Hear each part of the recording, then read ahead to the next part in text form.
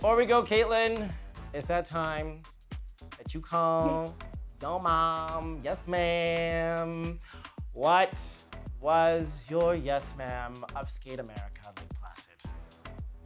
I am going to stick with Kevin Aymoz and specifically his kiss and cry reaction. I love a good kiss and cry reaction. It's become pretty explanatory as to why I like them because, well, they're incredible. But it took him a long time to figure out if he won or not, if he stayed in first.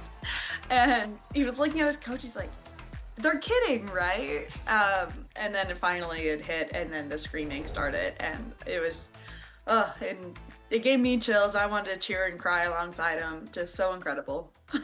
So my yes, ma'am has more of a serious tone, and it goes out to the allies on and off the ice in the stands holding the trans flag. And there was a moment on the 6-minute warm-up where Alysa Liu took time while she's warming up for her win to put a heart up and over the flag and making sure that the Jumbotron caught it. And now this is important because U.S. figure skating recently announced that they are starting an exclusionary policy against trans women in the sport.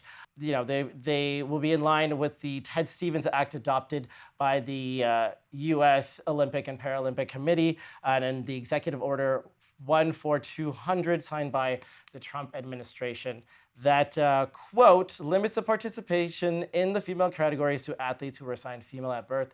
In light of this, U.S. figure skating is releasing a new category policy for sanctioned competitions requiring that athletes competing in the female category be listed as female at birth on their original birth certificate. And actually the beginning of their statement, which gets me, is that their commitment to the spirit of inclusion remains at the heart of everything we do, particularly as we navigate changes in policy to ensure that our sport continues to be welcoming and fair for all, and ensuring U.S. figure skating continues to be one of the most inclusive sports, but not completely inclusive. And a lot of skaters, coaches are feeling utterly betrayed by this policy.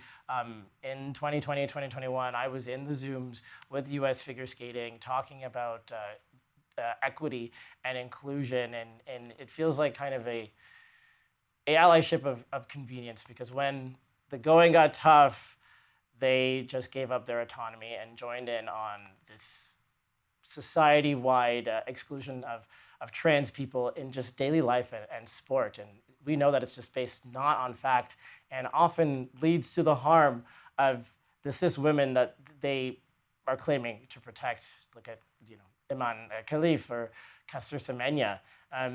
So we have to keep an eye out on this. Skate Canada has been pretty good on this. I haven't heard what they're planning to do. I know they're facing some political pressure when it comes to things like in Alberta and things like that, but I just wanted to say that I find this disappointing, and to my trans siblings and sisters, know that you're not alone, and I will always use my voice, and you have allies in this sport. On that note, it is... That's it from me and Kaetlyn. Let us know your yes ma'ams. And we are reaching the end of this Grand Prix series. The final is shaping up.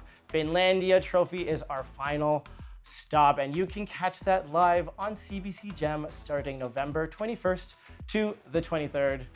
Kaetlyn, thank you. Thank you, Asher. Take care of each other and everyone else around you.